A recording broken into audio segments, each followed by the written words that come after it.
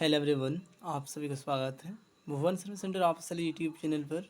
इस वीडियो के माध्यम से एसएससी, सीपीओ, एसआई से संबंधित आप सभी को संपूर्ण जानकारी दी जाएगी। जितने भी कैंडिडेट वर्तमान समय पर एसएससी के तहत एज ए सब इंस्पेक्टर के रूप में अपनी सेवा देना चाहते हैं, वैसे एस्पिरेंट के लिए आवश्यक सूचना है। एसएससी के माध्यम से नोटिफिकेशन को जारी कर दी गई है। नोटिफिकेशन से संबंधित आप सभी को संपूर्ण जानकारी इस वीडियो के माध्यम से दी जाएंगी, इसलिए सभी कैंडिडेट लेक्चर में अंतिम रूप से बने रहेंगे। ठीक है, जो भी न्यू कैंडिडेट चैनल पर विजिट किए हैं वही कैंडिडेट चैनल को सब्सक्राइब करके बेल आइकन को प्रेस करके रखेंगे, ताकि भविष्य में आने वाली विभिन्न वीडियो लेक्चर का नोटिफिकेशन आप सभी तक पहुँचते रहें। एक्सप्लेनेशन को कैंडिडेट ध्यानपूर्वक सुने। Dates for submission of online application 26 सितंबर 2025 से 16 अक्टूबर 2025 तक सभी उम्मीदवार एप्लीकेशन फॉर्म को ऑनलाइन मोड में सबमिट कर पाएंगे।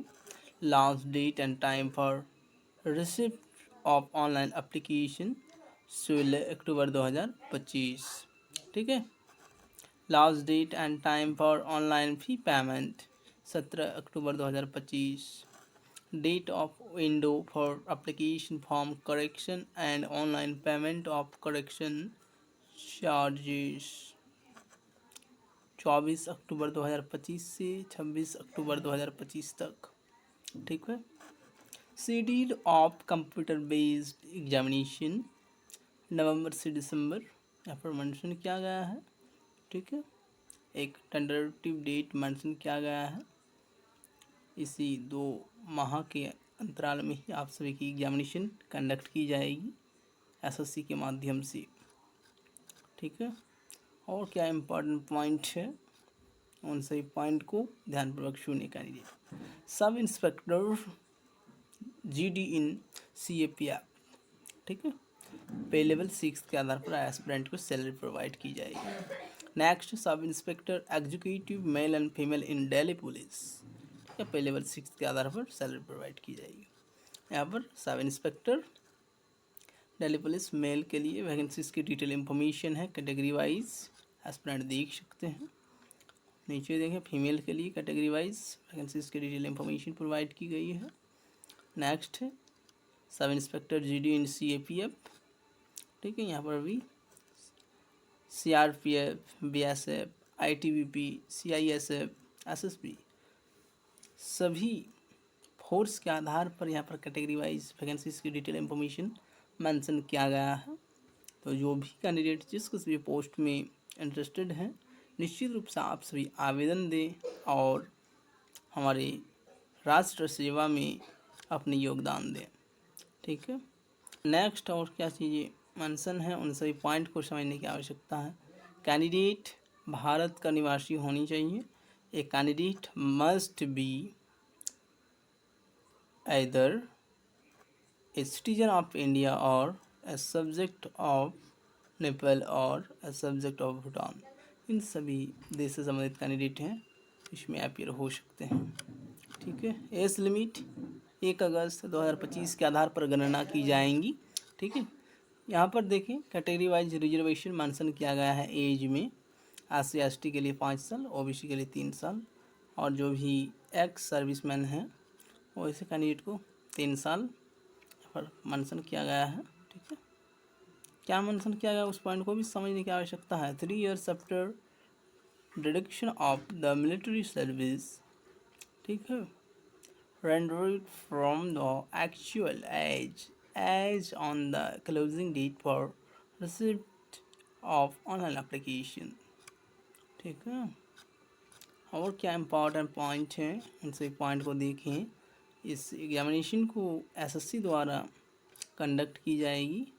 जितने भी कैंडिडेट इसके लिए एलिजिबल हैं, निश्चित रूप से आप सभी आवेदन देंगे और अपनी सब इंस्पेक्टर बनने की सपना को साकार करेंगे।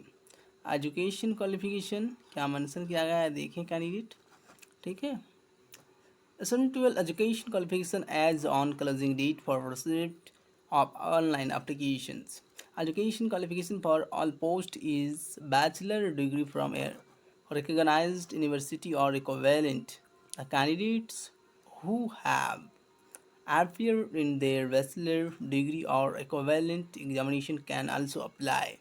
However, they must possess essential qualification on or before the cut-off date, closing date of receipt of application. आपकी अप्लाई प्रोसेस की अंतिम तिथि तक कैंडिडेट के पास बैचलर डिग्री होना मैंडेटरी होगी, तभी कैंडिडेट एजुकेशन क्वालिफिकेशन के रूप में इसमें एलिजिबल हैं। ठीक है, और क्या इंपॉर्टेंट पॉइंट हैं उन सभी पॉइंट को हम एक्सप्लेनेशन कर रहे हैं, कैंडिडेट देखते जाएं और समझते जाएं। ठीक है, अप्लाई किस प्रकार से करना है, तो डायरेक्ट एस्पिरेंट ssc.gov.in पर विजिट करेंगे। इसी वेबसाइट के माध्यम से कैंडिडेट इस एप्लीकेशन फॉर्म को अप्लाई कर पाएंगे। ठीक है, एस्पिरेंट की उम्र सीमा क्या होनी चाहिए वह भी डेटा इसमें मेंशन किया गया है। ये डायरेक्ट हम ऑफिशियल नोटिफिकेशन को एक्सप्लेनेशन कर रहे हैं जो कि एसएससी द्वारा जारी किया गया है। एप्लीकेशन फ़ी मेंशन किया गया है।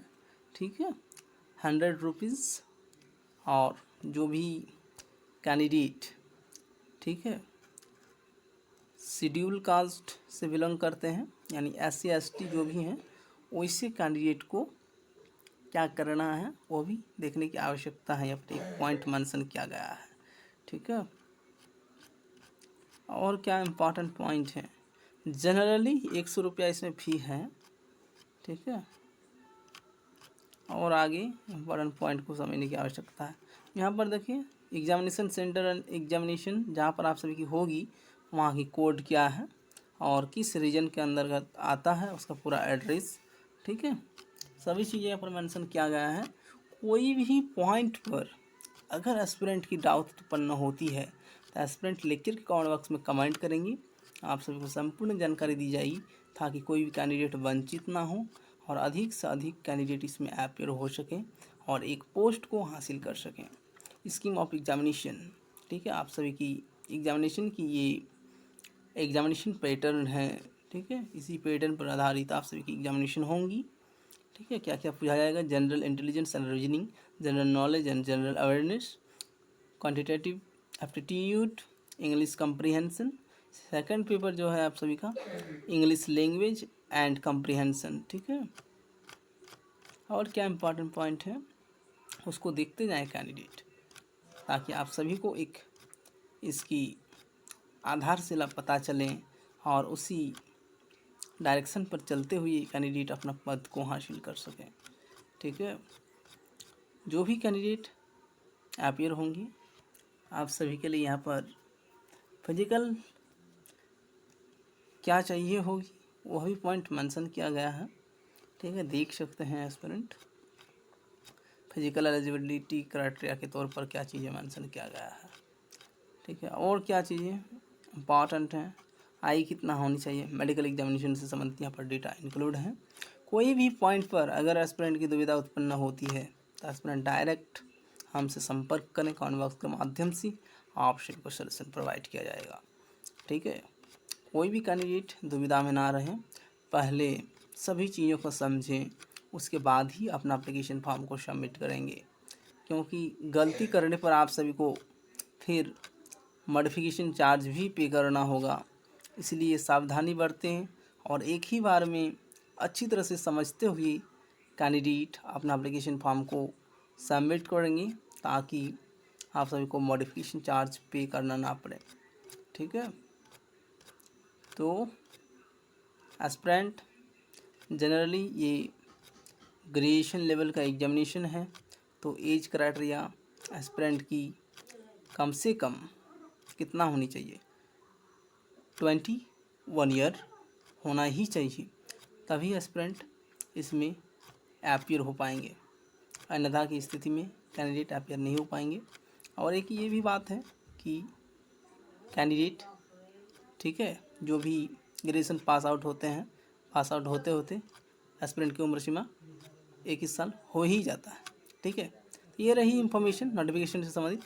अगर कैंडिडेट कुछ पॉइंट पर डाउट उत्पन्न होती है तो कमेंट करेंगे, आप सबको सोल्यूशन प्रोवाइड किया जाएगा। इस वीडियो लेक्चर में इतना ही। इस चैनल के माध्यम से विभिन्न प्रकार की कॉम्पिटिटिव एग्जामिनेशन की नोटिफिकेशन, विज्ञापन और स्टडी मटेरियल उपलब्ध कराई जाती है, इसलिए कैंडिडेट चैनल के साथ जुड़े रहें। धन्यवाद।